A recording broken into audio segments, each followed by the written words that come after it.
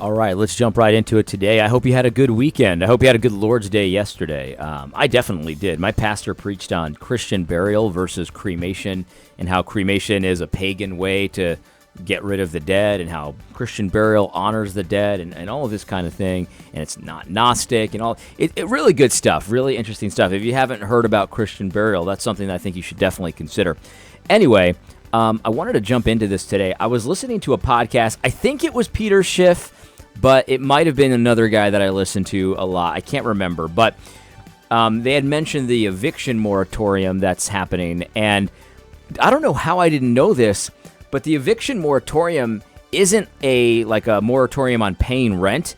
You still owe the rent. It's like adding up every month. The only thing that's different is that they can't evict you for not paying rent, which is totally ridiculous when you think about it. I mean, imagine if you owned a restaurant or a toy store or something like that, and people just came in and stole your stuff, but you could never press charges. They just kept taking your toys, they kept taking your pizza, whatever, and the rule was you can't press charges against them for stealing your stuff. It's just totally, absolutely ridiculous.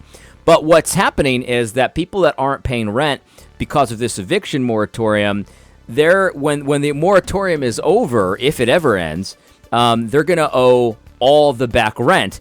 And even if they pay all the back rent, because let's just imagine that they were saving this money, just in case they needed it, kind of thing, and they have it all in an account, and then when the eviction moratorium goes away, they're going to pay it all back rent. They're probably still going to get evicted because their landlord's not going to be happy with that. They're not going to be like, oh well, you didn't pay for a year, whatever. You made me whole. It's like they're not going to play like that, right? They're going to get rid of those tenants as soon as possible. And so anyone who's not paying their rent because of this eviction moratorium is obviously going to be very screwed very soon, if the moratorium ever ends. But it's totally unconstitutional to do this, by the way. It's totally immoral to do this, by the way. But anyway, what I was thinking was that someone could actually be very shrewd about this. So think about this for a second. Let's say you were renting a place, renting a house or something, and you wanted to buy a house, but you could never save up enough money for the down payment or whatever, even though down payments these days are so small. Think about this shrewd tactic you could use. Totally immoral, by the way. But imagine not paying rent, and then you save the money every month that you would have paid to rent. You save the money for a down payment on a house, and then when the time comes and you get evicted, or even before you get evicted, you just buy a new house. Like you put the down payment on, you buy a house, and now you have an asset that you bought because you were able to save money because you just didn't pay your landlord because you could never get evicted. That would be totally immoral. But like all these people that are like, oh, buying a house is like the way to build your wealth. It's not fair that we can't buy a house. Well, if black people and white people that didn't, and brown people that didn't have a house and they're just totally unfair, totally unjust, if they wanted to be shrewd about this, they could do that. They could not pay their landlord and then purchase a house with the money that they saved for a down payment. Now, obviously, that takes a little bit of foresight and restraint and planning, and obviously that's totally immoral, but you could have done it, and it would have been quite shrewd. And the reality is that would be an example of doing something immoral. That would be sinning in order to get a positive result. So I want to lower the wage gap, man, the wealth gap in the country. So then you don't pay your rent, totally immoral, and then you save it for a down payment on a house, which is, I guess, lowering the wealth gap or whatever. But you see, this is the reality, though. Every social justice policy is exactly like that. It's sinning in order to create something that you perceive as a good. So in this case, owning a house and building wealth that way is you perceive that as a good thing. And so you sin, don't pay your rent in order to get to it. Every social justice, plan and policy is exactly like that. When you think about my conversation with Ruslan last Monday, and he's talking about he doesn't support reparations, but like he just wants to know why I stand like reparations, like his buddies who support reparations. That's exactly what they're doing. The idea of reparations is exactly the same kind of idea as what I just described, is not paying your rent to save money for a down payment. See, the idea is, well, all these black people in the past, they were sinned against, so now let's sin against white people in the present and all taxpayers so that we can correct the wrong. So you see, they're trying to right the wrong by doing a wrong. They're trying to sin their way into a more beneficial outcome or whatever it is. And it never works that way. In the conversation with Ruslan, it was so funny. At one point, he was like, well, what about if like the ancestors, the ancestors are still here? And it's like, yeah, that's the exact thing that the Bible says is a sin. Making the ancestors, the descendants of the persons who sinned pay for the persons who sinned. That's the exact thing that God says is wrong. And Ruslan's like, well, what if that might be good, right? It's like, no, that won't be good. That's a sin. And you can't sin your way out of sin. You can't sin your way to a positive result.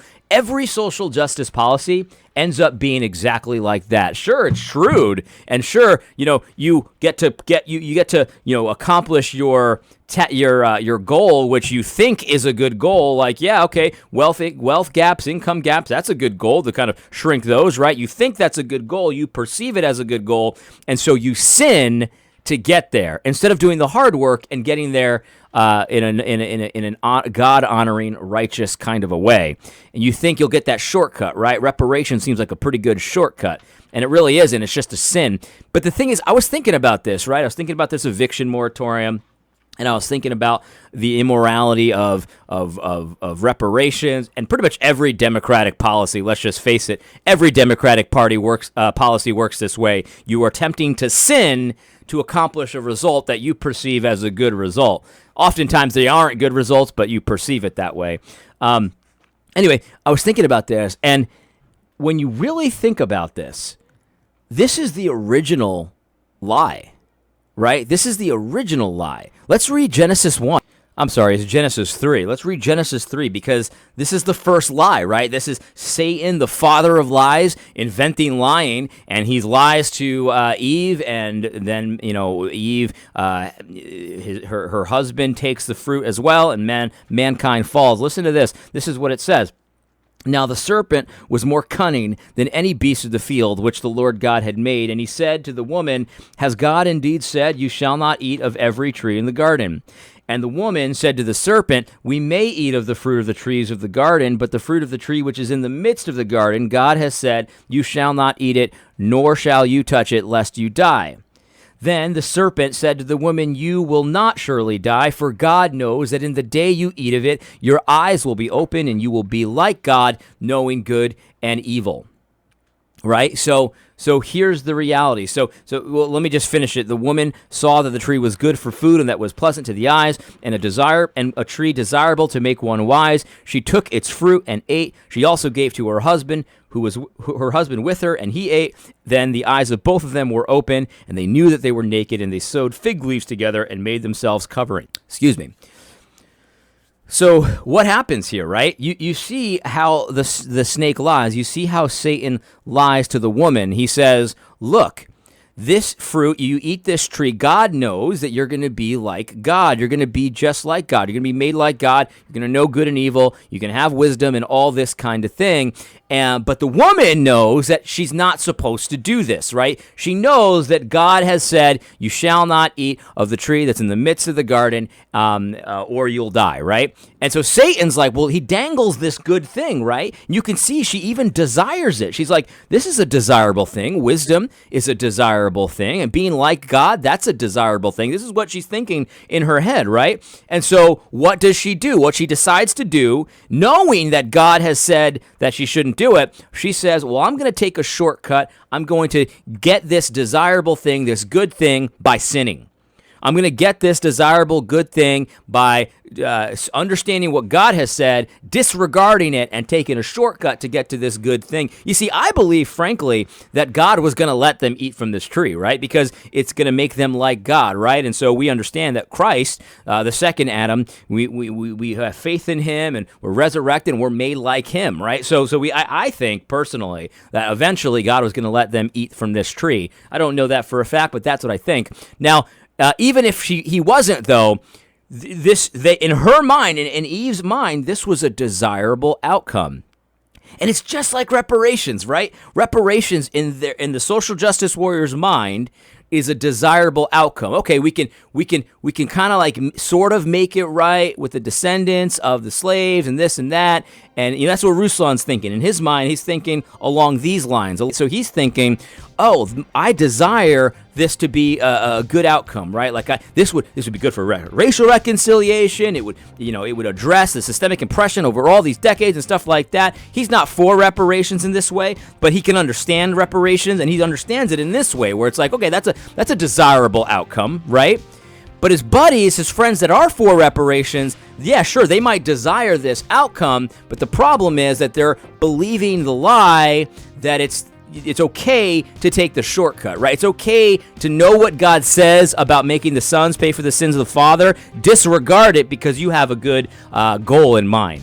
You see, this is the original lie. This is the lie that started all lies that the social justice warriors are going after. Now, good for Ruslan that he's not for reparations. At least that's what he claims. The problem is you really can't take Ruslan at his word very often, because he also kind of weasels out of things that he obviously believes, like women preaching on Sunday to men. You have to kind of trap him in order to get him to admit it. So, who knows what Ruslan really believes. But the point is, though, that social justice and all the things that they promote are extensions and applications of this original satanic lie, that it's okay to sin, it's okay to break God's law in order to get what you perceive to be a positive outcome, a good thing. Who doesn't want racial reconciliation? Well, I don't, if it requires me to sin in order to do it, right? Like if I have to do if I have to engage in partiality to get racial reconciliation, I want no part of it. If I have to make the sons pay for the sins of the fathers in order to get racial reconciliation, I don't want to talk about it. If I have to segregate Christian fellowship in order to achieve this goal of racial reconciliation, then I say, go home. I don't want any part of that satanic kind of racial reconciliation. It's just that simple. And so, yeah, the eviction moratorium, social justice, the snake in the garden, they all kind of have the same foundational lie, that it's okay to disregard what God says in order to accomplish a goal that you think is good. Look, I feel bad for people that lost their jobs in the pandemic and couldn't afford rent or whatever it is, but allowing people to just not pay their bills and still live in the place, it's allowing stealing. That's obviously a problem. That's obviously totally immoral, and it doesn't matter if someone could be shrewd and get a positive benefit out of it for them. It's still not acceptable for a just nation. It's just that simple. I hope you found this video helpful. God bless.